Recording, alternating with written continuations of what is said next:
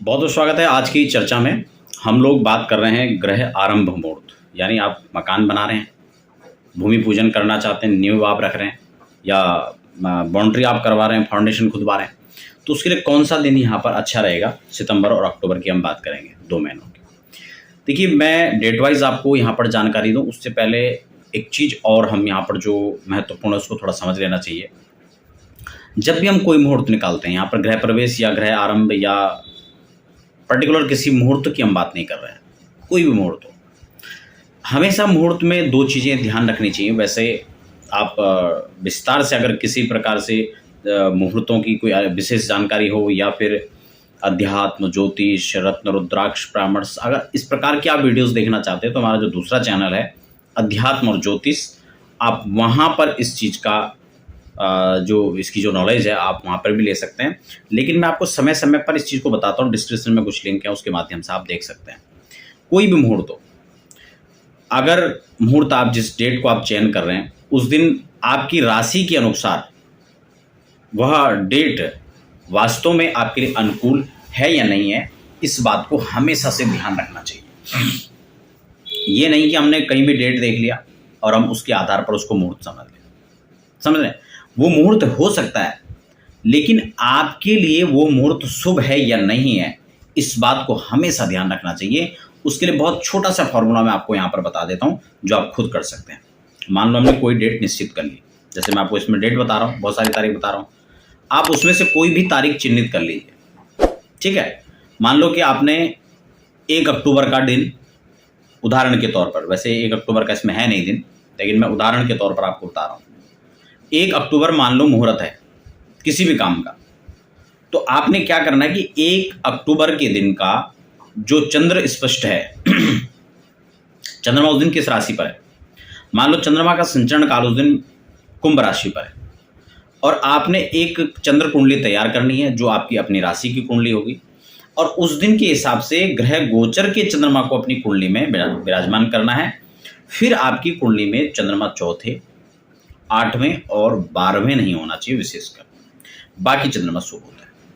ठीक है, दूसरा महत्वपूर्ण पॉइंट, एक तो मैंने आपको बता दिया कि आपको अपनी राशि पर चंद्रमा की अनुकूलता उस दिन देखनी है। दूसरा महत्वपूर्ण बिंदु होता है कि आपको उस दिन का पर्टिकुलर एक लग्न आपको निश्चित करना है कि आपको कितने बजे से कितने बजे के बीच शुभ समय में आपको काम करना है, कौन सा वह लग्न होना चाहिए जिसमें आपको काम करना है। ठीक है ना, तो ये आपको निश्चित करना है। अब हम सीधा चर्चा की ओर चलते हैं। चर्चा मुहूर्त की कर लेते हैं। इसमें सितंबर माह में अगर हम बात करेंगे तो गृह निर्माण करने के लिए, गृह आरंभ के लिए कोई भी मुहूर्त नहीं है सितंबर महीने। अगस्त तक की जानकारी आपको पहले दे चुका हूँ और आगे हर महीने की आपको जानकारी मैं लगातार देता रहूँगा। अब इसमें अक्टूबर की हम बात कर लेते हैं। नए दर्शक हैं और आपने अभी तक चैनल को सब्सक्राइब नहीं किया है तो आपसे निवेदन रहेगा कि आप चैनल को सब्सक्राइब जरूर कर लीजिए, क्योंकि आगे भी आपको हमारे चैनल पर इसी प्रकार की जो जानकारियाँ उस समय समय। आइए अब हम यहाँ पर डेट वाइज आपको इसकी जानकारी देंगे और साथ में आपको समय भी बताएंगे कि कौन से समय, कौन से लग्न के अंदर आपको ये कार्य करना है। तो सबसे पहले जो इसमें तिथि पड़ रही है वो है 10 अक्टूबर। ठीक है, 10 अक्टूबर की अगर स्थिति को देखा जाए तो कार्तिक का महीना रहेगा, कृष्ण पक्ष और प्रतिपदा तिथि। देखिए, तिथियों में जब बात आती है तो रिक्ता तिथियों को छोड़कर जो अन्य तिथियां हैं उनको शुभ माना जाता है।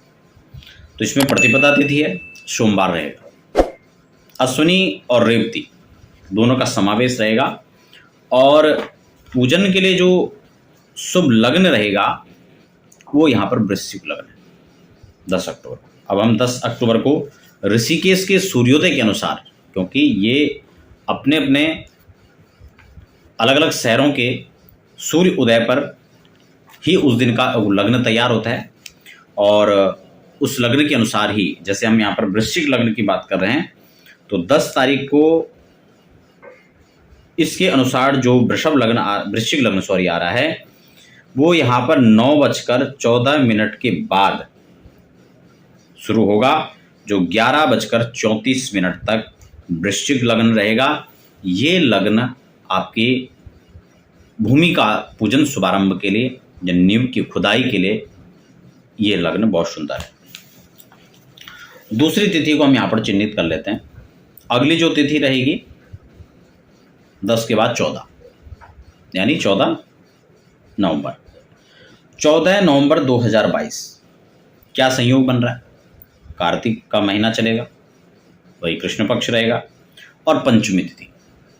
देखिए, पंचमी तिथि को खासकर भूमि पूजन के लिए बहुत शुभ माना जाता है। वैसे पंचमी तिथि शुभ होती है और भी कामों के लिए, लेकिन यहाँ पर भूमि पूजन के लिए या नींव पूजन के लिए जो आप बात कर रहे हैं, वास्तु पूजन के लिए, वो बहुत शुभ है।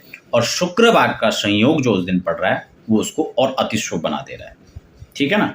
तो इस दिन का जो 14 तारीख का वृषभ राशि पर चंद्रमा रहेंगे इस दिन 14 को। ठीक है ना? अब 14 तारीख का लग्न हम देख लेते हैं।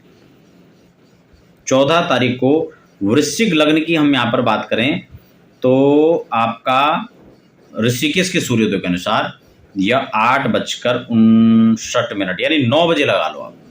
ठीक है ना? 9 से लेके 11:18 तक यह वृश्चिक लग्न प्रारंभ रहेगा। और इस लग्न के अंदर, इस समय के अंदर आप जो है अपना ग्रह आरंभ कर सकते हैं, यानी अपने भूमि का पूजन कर सकते हैं। अगली तारीख क्या रहेगी? 28 तारीख। 28 तारीख को भी जो संयोग है वो भी अच्छा है। कार्तिक शुक्ल पक्ष, तृतीया तिथि, साथ में शुक्रवार और अनुराधा का संयोग बनेगा। अनुराधा नक्षत्र के अंदर यह संयोग बनेगा। और 28, तो 28 का लगन हम देख लेते हैं क्या यहाँ पर वृश्चिक लगन का समय रहेगा। 28